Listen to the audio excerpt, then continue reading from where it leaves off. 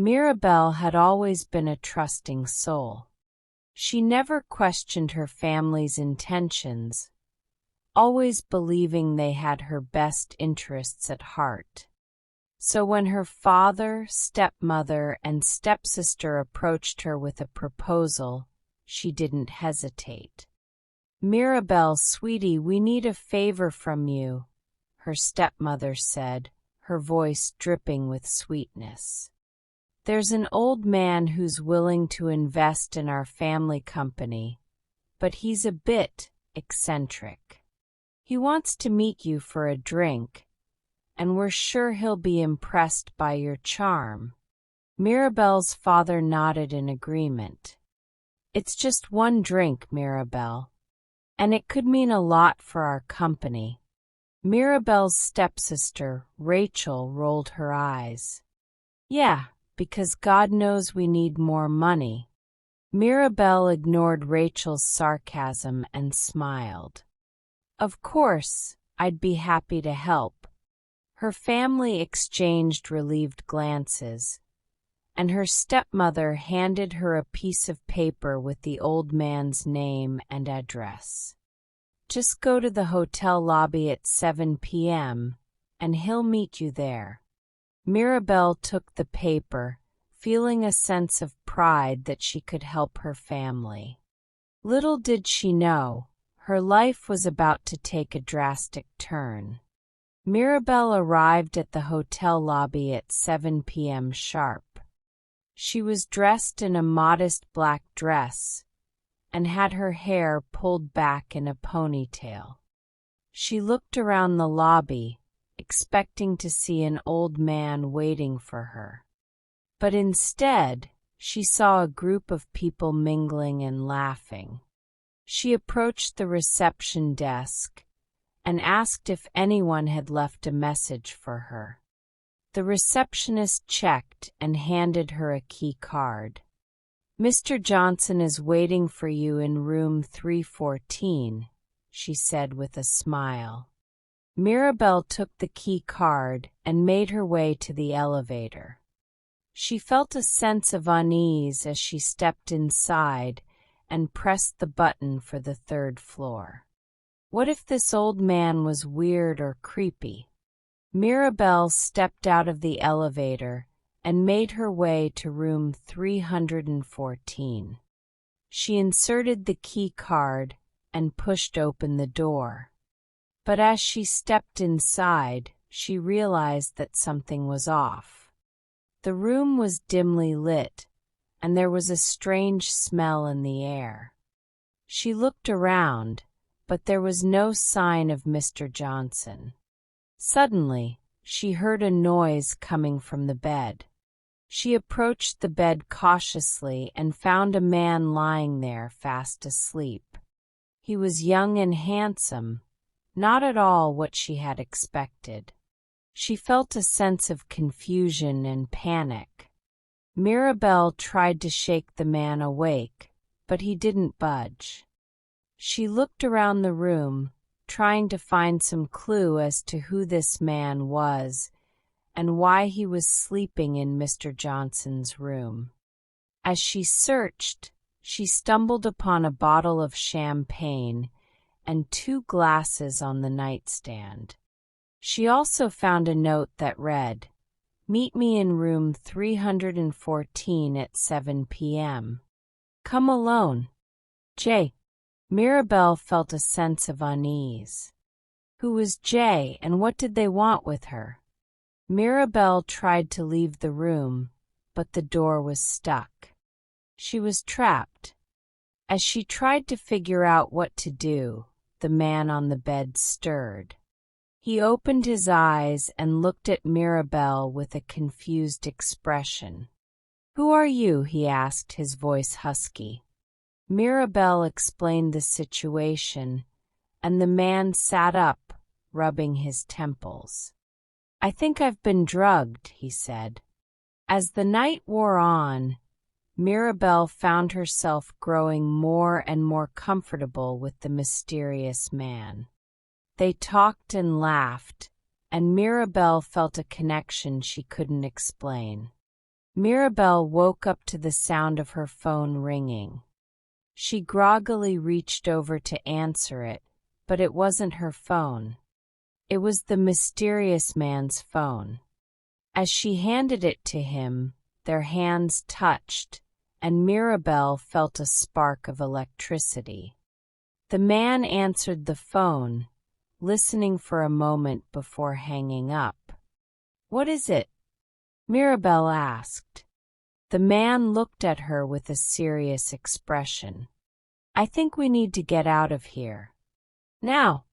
Mirabel and the mysterious man quickly gathered their things and made a hasty exit from the hotel room. As they stepped out into the hallway, Mirabel felt a sense of relief wash over her.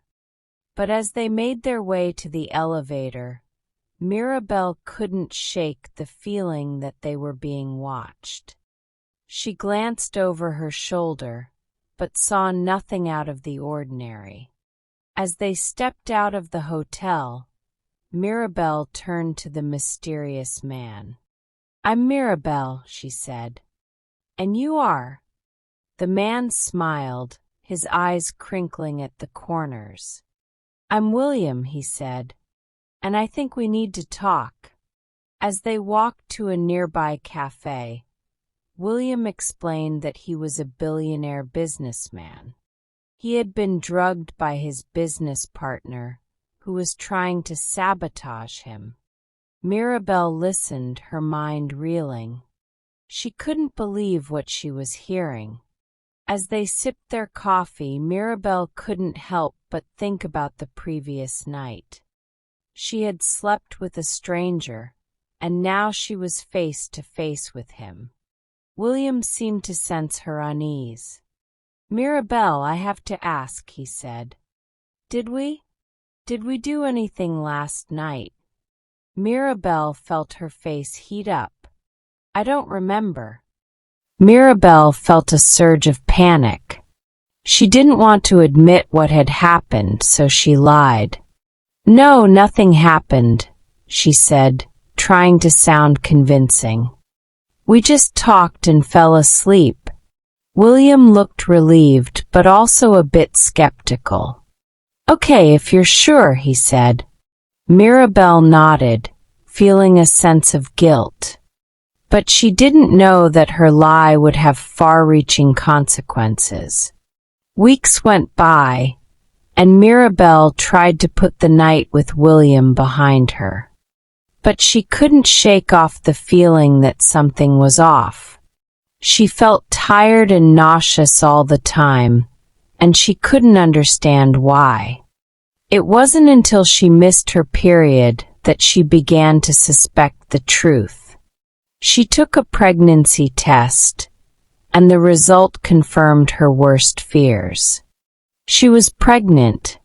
Mirabel felt like her world was crashing down around her. She couldn't believe that she was pregnant with a stranger's child. She didn't know what to do, so she made a decision. She would leave town and start a new life. She packed her bags and left for a remote village where she could raise her child in peace. She didn't tell anyone about her pregnancy, not even her family. Mirabel settled into her new life in the village. She found a small cottage to rent and started working as a teacher at the local school. She kept to herself, not wanting to draw attention to her growing belly. As the months passed, Mirabel grew more and more anxious. She didn't know how she was going to raise a child on her own, but she was determined to try. Finally, the day arrived. Mirabel gave birth to 2 beautiful babies, a boy and a girl. She was overwhelmed with emotion as she held them in her arms. As she looked at her twins, Mirabel knew that she had made the right decision. She would do anything to protect and provide for them. But as the days turned into weeks, Mirabel realized that being a single mother was harder than she had anticipated. She struggled to make ends meet, working multiple jobs to provide for her twins. Despite the challenges, Mirabel was determined to give her children the best life possible. She worked tirelessly, sacrificing her own needs for theirs. One day, as Mirabel was walking through the village market, she saw a familiar face. It was William, the man she had lied to all those months ago. Mirabel's heart skipped a beat as William approached her. What was he doing here? And how did he find her? William's eyes widened as he took in the sight of Mirabel and her twins. "You're a mother," he said, his voice full of shock. Mirabel felt a surge of defensiveness. "What are you doing here?" she demanded. William took a deep breath. "I've been searching for you everywhere," he said. "I knew something was off that night, and I couldn't shake the feeling that you had lied to me." Mirabel felt a sense of trepidation. She knew that she couldn't keep the truth from William anymore. "I'm sorry," she said, her voice barely above a whisper. "I did lie to you. We did sleep together that night." William's eyes narrowed. "And the twins?" he asked. Mirabel nodded, feeling a sense of fear. "They're yours." William's face went white as he processed the information. Mirabel could see the shock and anger warring within him. "What am I supposed to do now?" he asked, his voice cold. Mirabel felt a sense of desperation. She knew that she had to make things right. "I don't know," she said. "But I'm willing to work with you to figure it out." William's eyes narrowed. "I need a paternity test," he said. "I need to know for sure if these children are mine." Mirabel nodded, feeling a sense of relief. "Okay," she said. "I'll agree to a paternity test." William nodded, his face still cold. "I'll arrange for it to be done tomorrow," he said. The next day, Mirabel and William took the twins to the hospital for the paternity test. Mirabel was nervous, but she knew it was necessary. A few hours later, the results were in. William's eyes scanned the paper, and then he looked up at Mirabel. "It's positive," he said. "The twins are mine." William's face turned cold again. "I want custody of the twins," he said. "I want to raise them myself." Mirabel felt a surge of panic. "No," she said. "I won't let you take them away from me." William sneered. "You're not fit to be a mother," he said. "You lied to me and kept the twins a secret. I'll do whatever it takes to get custody." The custody battle was fierce. Mirabel and William went back and forth in court, each trying to prove that they were the better parent. Mirabel's lawyer argued that she had been a good mother to the twins, and that she had only kept them a secret to protect them from William's wealth and influence. William's lawyer argued that Mirabel was unfit to be a mother, and that William's wealth and resources made him the better parent.